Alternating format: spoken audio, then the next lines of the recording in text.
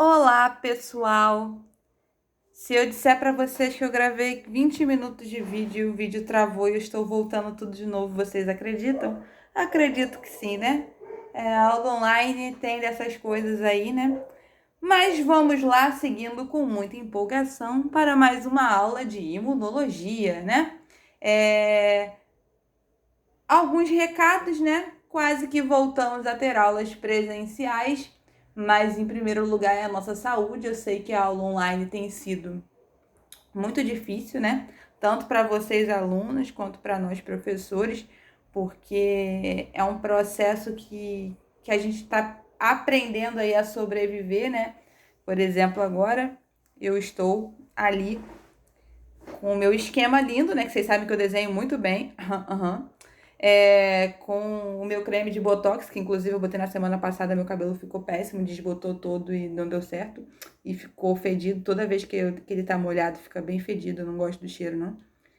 Coisas que são desnecessárias pra falar aqui, mas é porque vocês estão em casa, né? Tá tudo muito chato, né? Pelo menos eu tô de quarentena de verdade, não tenho passeado, não tenho feito nada, além de ir para o hospital, né? Que também não tem sido muito bom os dias no hospital, né? Porque a tensão do Covid tá aí. Parece que os casos diminuíram, mas já tá voltando a ter notícias de novo que tá tudo voltando. E a gente tá muito difícil, né? Tudo, psicologicamente, fisicamente falando, né? Então é melhor que fiquemos em casa. Mas em compensação, a gente teve uma pesquisa aí essa semana. E assim, como a pesquisa eu sei que a maioria queria voltar, eu entendo, né? O fato de querer voltar. Mas também fiquei surpresa com a quantidade de pessoas que ainda queriam manter online. E algumas vieram falar comigo no privado que não era só por conta de, de ser online, né? Mas que estava conseguindo entender online também, e isso é muito bacana. Porque, assim, realmente, a gente não tem estrutura, né? Igual muita gente tem, né? Para dar aula, a gente vai tentando, né? Não só eu, não só na nossa escola, mas em várias outras. Minha irmã também é professora de educação infantil e tem criado vários mecanismos para ensinar crianças a ler. Eu acho que os professores de educação infantil estão pior que nós, né? Porque é quase impossível ensinar uma criança a ler pelo celular, né? Pelo computador, e tem acontecido, tá? Então, assim, parabéns aos professores de educação infantil também, como se eu estivesse fazendo um vídeo para milhares de pessoas, como se eu estivesse numa rede social, mas enfim, né? A gente aproveita para falar essas situações também. Só que eu sei que tem sido difícil, mas assim, vai passar. Então, eu continuo à disposição de vocês para tirar dúvidas, os horários são os mesmos. Não podendo tirar dúvida no horário, mandem mensagem que eu vou respondendo conforme for a demanda do meu dia, mas eu sempre respondo. Então, vamos seguindo com essas aulas. E, gente, façam quarentena direitinho, evitem passear, saiam só se for para trabalhar, porque não tá legal as coisas aí fora e eu tenho me assustado muito com os números. E também, infelizmente, pessoas, né, que a gente acaba conhecendo ao longo da vida que acabam falecendo. E todo mundo, pelo menos nessa história aí, teve gente próxima que faleceu de Covid. Então vamos tomar cuidado. Hoje, na aula de imunologia, a gente vai estar falando, né, sobre o processo de inflamação aguda. Nesse meu esquema aí, que a gente sabe que a professora que vos fala não desenha muito bem, né? Mas a gente tentou fazer esse esqueminha, confesso que eu adoro esse esquema aí de inflamação aguda, apesar de desenhar muito mal. Falando dos meus alunos, meus fãs de brincadeira, que vocês só puxam o saco para ganhar a nota. Também saudades de fazer piadas sem graça e vocês rirem porque foi sem graça e rirem da minha cara de sem graça, que fez uma piada sem graça. Não sei se todo mundo entendeu o que eu disse agora. Mas saudade de fazer piada sem graça porque biólogo não sabe fazer piada alguma na vida. Mas a gente tá aí, né, gente? O que acontece? Hoje a nossa aula vai ser sobre inflamação aguda. A inflamação aguda, né, ela acontece, ela tem duas formas de proteção. Porque parece que inflamação é um processo ruim, mas na verdade a inflamação é uma resposta imune adaptativa, né? Para você defender-se, né, de algum agente etiológico, né? Ou, né, de alguma situação que foi uma barreira mecânica que foi cortada. Então, existem duas formas da gente proteger o nosso organismo, né? De agentes etiológicos, né? De vírus, bactérias, né? Parasitas, enfim. E a primeira forma que a gente tem são as barreiras que o nosso corpo já tem naturalmente para fazer, que são o quê? A pele é uma barreira, a nossa mucosa é uma barreira, a acidez do estômago é outro tipo de barreira. Então, a gente tem várias barreiras no nosso organismo que diariamente já estão lá fazendo o seu trabalho de impedir que algum agente infeccioso chegue dentro do nosso organismo. Então, a gente chama... E quando esse agente etiológico, né, essa bactéria ou esse vírus chega a atravessar essas barreiras, a gente vai ter uma resposta inflamatória. A resposta inflamatória é uma relação que a gente tem com a imunidade inata adaptativa, né? A gente se adaptou a responder. Então, se ela é uma imunidade inata, significa que eu estou me defendendo sem saber quem é o agente etiológico. Então, a resposta inflamatória, gente, apesar de inflamação parecer que é algo... você está com alguma coisa inflamada, você acha que é ruim, na verdade, o processo inflamatório é normal e necessário. Ele é uma resposta não específica, porque ele é uma imunidade inata, quase que eu falei errado. É uma resposta inata, né? É uma resposta que ela não sabe por quem ela está enfrentando, mas está enfrentando. Então, ela é normal e necessária. Então, a resposta inflamatória não necessariamente é ruim. Ela acontece justamente para proteger o seu organismo, né? E tanto a barreira quanto a resposta inflamatória, a gente chama de mecanismo efetor da imunidade inata. Ou seja, eu estou dizendo que é um mecanismo efetivo que o nosso organismo tem de defender o nosso corpo contra agentes infecciosos. Então, o processo inflamatório é um processo de imunidade inata. As nossas barreiras da pele também, né, estão ali já nos protegendo, independente de quem que vá invadir o nosso organismo. Ok, pessoal? Tendo em vista a palavra inflamação, né? A inflamação vai ter esse sufixo, o it. Então, toda vez que tem uma doença, qualquer palavrinha que tenha dentro da biologia que tenha it no final, significa que eu tô com um processo inflamatório. Quem tem it? Artrite, né? Rinite, sinusite, né? Então, o it tá aí acompanhando os nossos dias. Então, toda vez que eu tenho um it, né, no meu sufixo, no final da minha palavra, eu tenho um processo inflamatório. Ok, pessoal? Dentro desse processo eu ia falar inflamatório, que coisa horrível, inflamatório, né? Dentro do processo inflamatório, a gente vai ter os 5 sinais cardinais da inflamação. Esses 5 sinais cardinais da inflamação, né, são as características que o local inflamado fica, né? Todas as situações que eu vou dar aqui, galera, esses 5 sinais, vocês podem pensar num furúnculo. Que eu acho que quando a gente fala do furúnculo, a gente consegue ver essas 5 situações e consegue explicar um processo infeccioso de forma dinâmica que vocês vão entender rapidamente. Então, assim, um dos sinais cardinais é o calor, né? Fica quente o negócio ali, né? Pega no furúnculo, encosta no furúnculo, a bactéria parece que tá fervendo ali, né? Fervura de Streptococcus e Staphylococcus. A maioria das turmas tiveram microbiologia, não tô falando grego. Gente, outro processo que acontece, outro sinal cardinal, rubor. Camila, que palavra é essa? Rubor, que é isso? Rubor, gente, é a vermelhidão. Lembra do furúnculo? Vai ficar fácil de assimilar essas informações. Então, a vermelhidão também são dos 5 sinais cardinais do processo inflamatório. Gente, outra coisa que vai acontecer é um tumor. Camila, você está dizendo que eu estou com câncer quando eu tenho um furúnculo?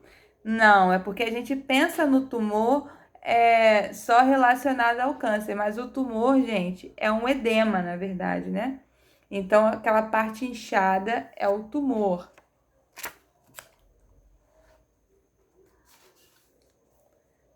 Perda da função, né? Aquilo que foi lesionado perde sua função, né? Furúnculo, né, é um do processo inflamatório mais simples, mas a gente tem processos inflamatórios dentro dos órgãos, então dependendo da situação, quando a gente inflama algum órgão, né, a gente vai perder a função dele, por isso que a gente tem doenças terríveis em relação a isso. Então, lesionar um rim, lesionar um pulmão, né, você acaba fazendo perder a função do próprio.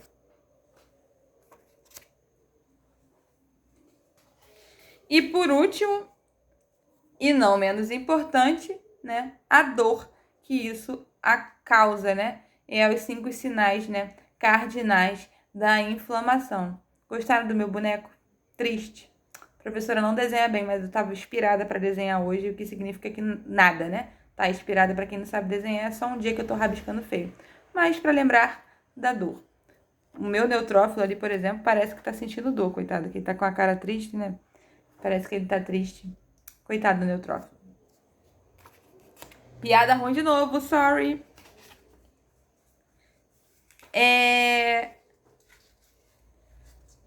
Gente, a inflamação para ocorrer, né? Toda inflamação, ela precisa de estímulo. Então, quais são as causas que estimula esse processo infeccioso, né? Quais são as causas, quais são os estímulos que causam uma inflamação? Alguns exemplos.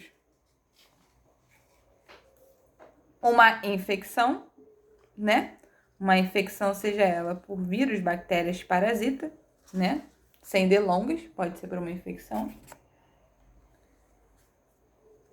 Um trauma mecânico, né? O que é um trauma mecânico? É eu machucar, né, algum local, né? E ele tá lesionado, não necessariamente ele foi lesionado por um agente etiológico, né? É mecânico, bateu alguma coisa e lesionou, como por exemplo um corte na pele.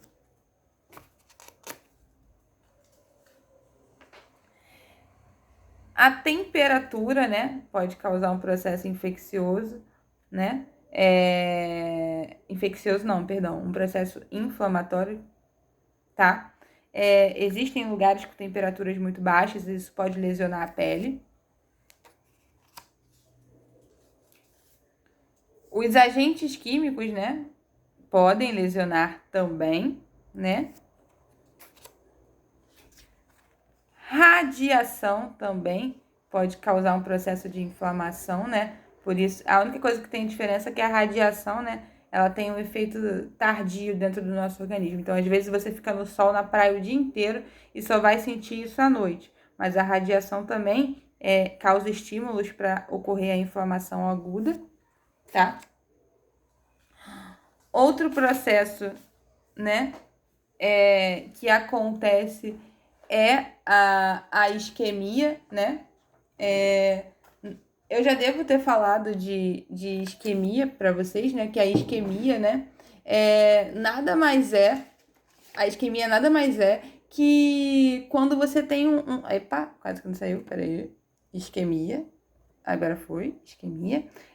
A isquemia nada mais é quando você tem um suprimento inadequado de volume sanguíneo dentro do organismo, né? E aí isso vai acabar diminuindo o quê? O seu oxigênio, né? E você precisa ter toda aquela circulação, né?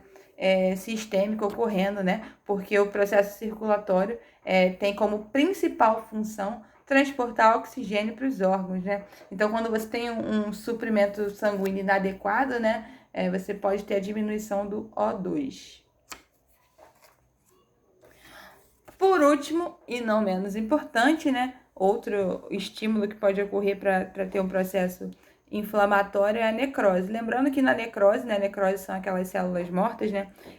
Aquelas células mortas estimulam as células vivas que estão à volta a acontecer o processo inflamatório e tentar limpar o local da lesão. Tudo bem, galera? E agora, a gente vai para o nosso desenho ali. Desenho ótimo, por sinal, brincadeira, tá péssimo.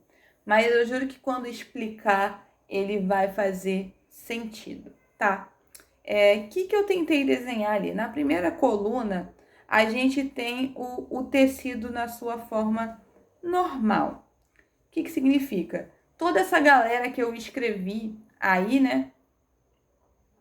Ela vai estar justamente nesses locais trabalhando calmamente, normalmente, fazendo a homeostase do organismo, né? Essa palavra que eu adoro, né? Que eu sempre uso com vocês. Não só a palavra, mas o nosso corpo em homeostase é outro nível, né? A gente não consegue manter isso a todo momento, mas o nosso corpo trabalha, né? E a imunologia mostra muito isso, de como a gente quer manter ele em homeostase. Então, como ela tem mecanismos de defesa para manter o nosso corpo em bom funcionamento, né? Então, ali no nosso esqueminha, a gente tem tecido conjuntivo, células epiteliais, células dendríticas, os mastócitos, o macrófago tecidual, hemácias, um capilar e o neutrófilo. Valeu, Camila! O que essa galera tá fazendo toda aí, né? O que essa galera tá fazendo aí, né? Então, gente, primeiramente, vamos falar do tecido conjuntivo, né? Tecido conjuntivo, ele tá ali justamente para fazer o quê, né? Adivinhem, né? Ele tá ali para sustentação. Então, automaticamente, esse tecido conjuntivo tá embaixo de células epiteliais que estão usando, né, da estrutura desse tecido conjuntivo para se manter ali uniforme no corpo. Então, um tecido conjuntivo, ele dá essa sustentação, ele tem nutrientes necessários para manter, né, intacto ali, por exemplo, as células epiteliais, células do epitélio, células da pele, tá? Ali temos células dendríticas, que também vão trabalhar como resposta imune. A gente vai ter um mastócito, que vai liberar histamina, que mais logo à frente eu vou falar a importância dessa histamina no processo infeccioso, tá bom? No processo de inflamação propriamente dito. O macrófago, ele é tecidual, ou seja, ele tá ali no tecido justamente para fazer a fagocitose, que é o englobamento de partículas sólidas. A gente vai falar do macrófago de novo, tá? Logo ali embaixo a gente vai ter um capilar. O que é um capilar, gente? Capilar é um tipo de vaso sanguíneo que é muito fininho. Sempre quando eu dou aula de capilar para vocês, eu sempre comparo, né? Aonde que a gente usa no nosso dia a dia a palavra capilar? No cabelo, né? E o cabelo, ele é o quê? Bem fininho, ele passa, né, por um orifício bem fininho. Então, o capilar é um vaso sanguíneo bem fininho. E esse vaso sanguíneo bem fininho só permite que passe uma hemácia por vez. Estamos entendidos? Então, esse capilar vai estar exatamente ali, colado ali no tecido conjuntivo. Dentro desse processo aí do capilar, a gente vai ver um neutrófilo, né? Que ali, aquele um neutrófilo ali, né? Tá ali esperando, nesse caso, com algum problema, para estimular outros, né? Ter a resposta do processo inflamatório. Então, cada célula que eu falei aí tem a sua função. A gente vai rever isso na segunda coluna e vai ver como cada um desses processos funcionam. Então, vamos usar um exemplo básico e simples, né? Eu lesionei a minha pele. Ponto. Quando eu lesiono a minha pele, né?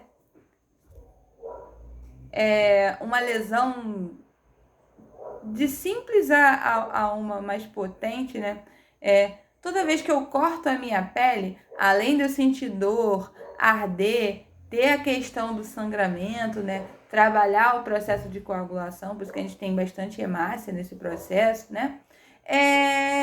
Todo esse processo, né? Além de acontecer isso fisicamente falando, eu tô em contato com o meio. E assim, na nossa pele, por exemplo, a gente tem células da microbiota normal. O que são essas células da microbiota normal? Na verdade, são bactérias, perdão. Bactérias da microbiota normal, né? São bactérias que estão ali, né, com efeito de simbiose, protegendo, né? As bactérias não são mais, né? Elas também tentando sobreviver e elas vieram primeiro que a gente, né? Prode primeiro, primitivo. Então, essas bactérias que estão ali, ou então estão no meio externo, no ambiente, né? Quando você faz um corte, ela é um prato cheio para entrar dentro do seu organismo. Então, assim, quando você tem uma lesão, né, nas suas células epiteliais e automaticamente corta um pedacinho do seu tecido conjuntivo, essas bactérias, vamos botar bactérias, entram, né, em contato com as suas células internas. E as suas células internas entendem, pelo processo da membrana plasmática, né, que a gente já estudou isso, né, que a célula tem a membrana plasmática como receptiva, né, ela consegue fazer o processo de adesão célula a célula e faz essa comunicação e entende que existe alguém, um corpo estranho, entrando dentro do seu organismo.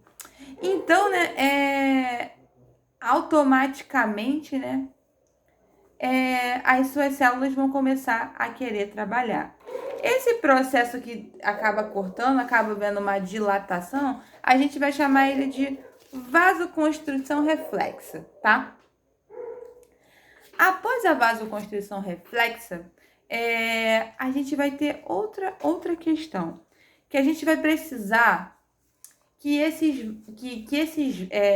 essas células que estão aí e essa célula epitelial, né, ela precisa se defender desse agente infeccioso, né, que entrou nessa bactéria, e ela precisa reconstituir esse epitélio também, né, porque toda vez que a gente se corta, a nossa pele volta ao normal, correto? Não volta? Então, vai acontecer uma série de processos, né, causados justamente por esse grupo de células, né, que está no primeiro quadro.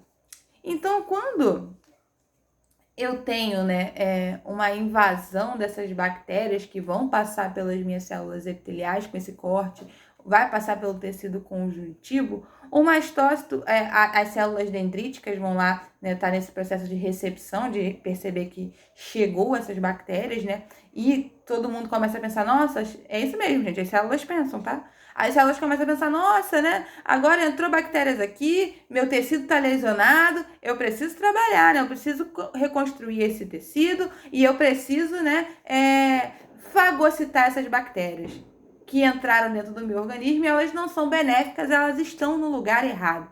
Então eles falaram assim, poxa, vou chamar meu povo para trabalhar. Então o mastócito vai lá e fala assim, poxa vida, eu vou liberar o quê? Histamina. Por que eu preciso liberar a histamina, né? Assim, o mastócito fala, eu vou liberar uma histamina lá pro meu tubo capilar. Opa, para que ele vai liberar a histamina lá pro meu tubo capilar?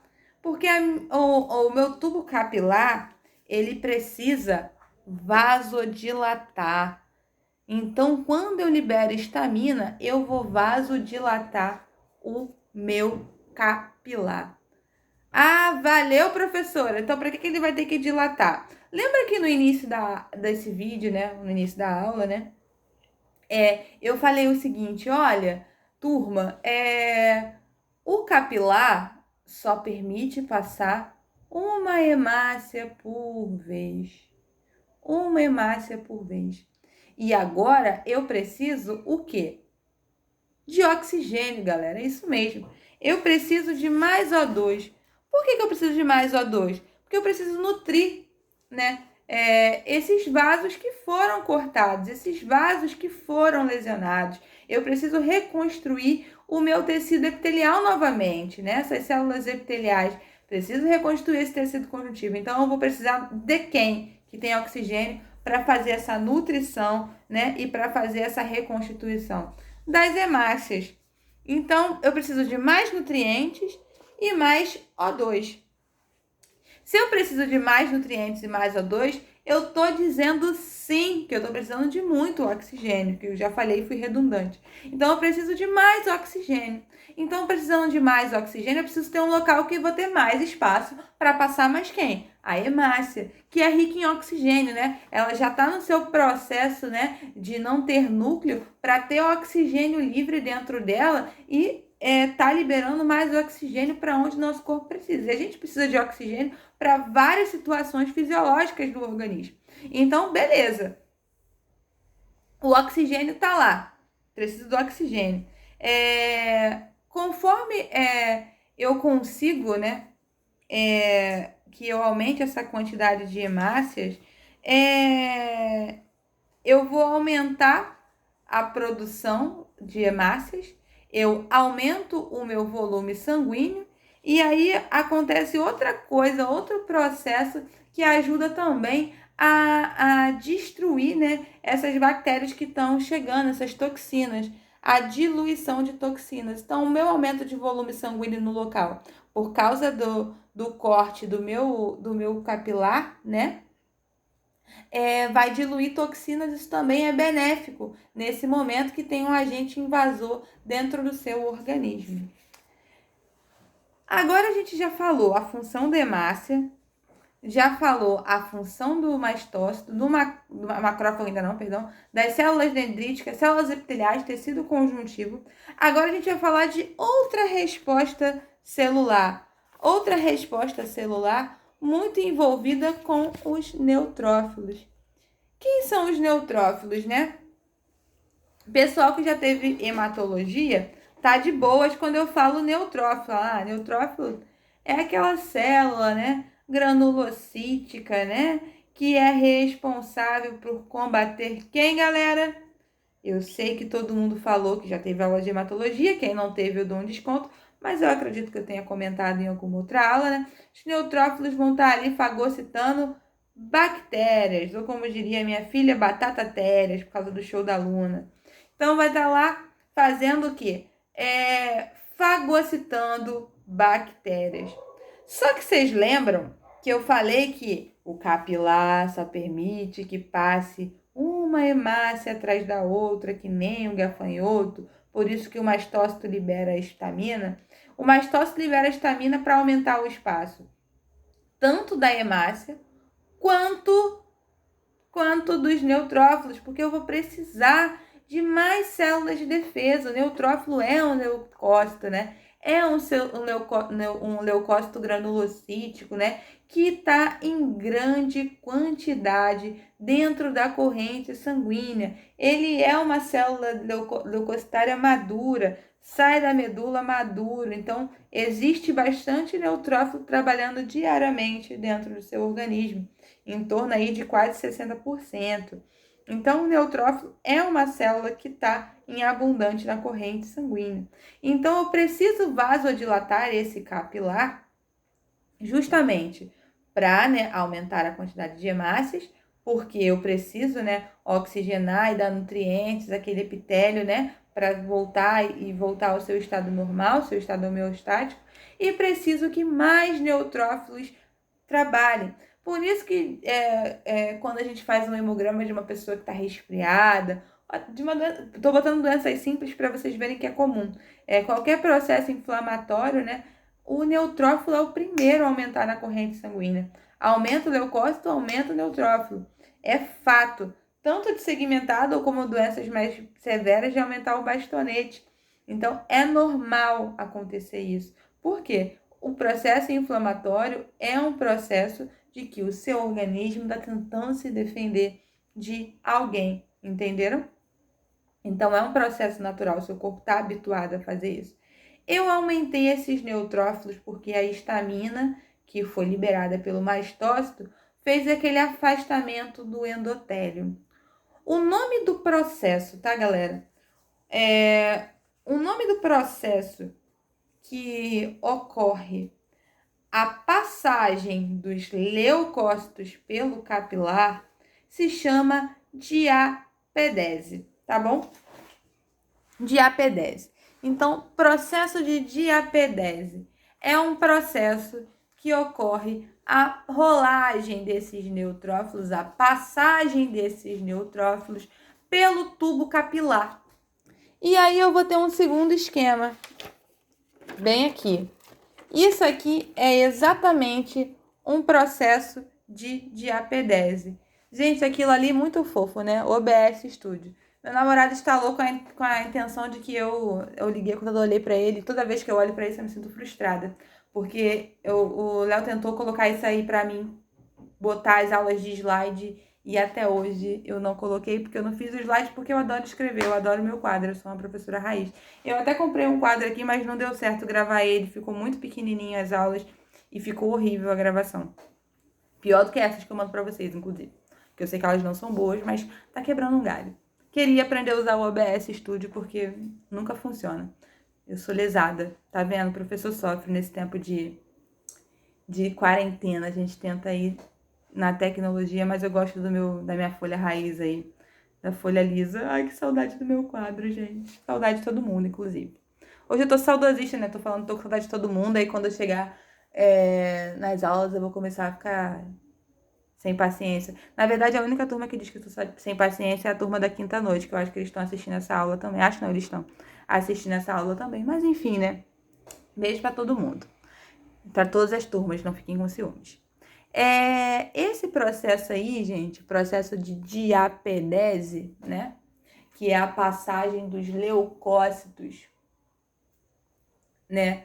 A passagem dos leucócitos pelo tubo capilar é um processo bem bacana, assim, né? E você vê como esse leucócito chega, né?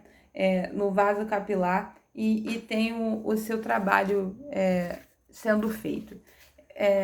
A gente vai trabalhar com... O nosso corpo, né, trabalha com um grupo gigante, né, de proteínas. Nesse processo, a gente vai falar de proteínas como as selectinas e integrinas.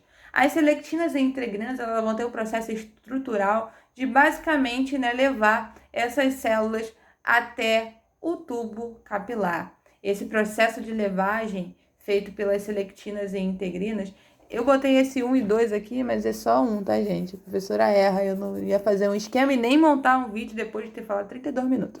Mas, enfim, não saiu de novo, calma aí. Adoro escrever errado. Voltamos. Né? As selectinas e integrinas, que é o processo 1, elas vão ajudar nesse processo para fazer a segunda etapa, que é a marginação, que é basicamente, né, esse leucócito se aderir à parede do tubo capilar.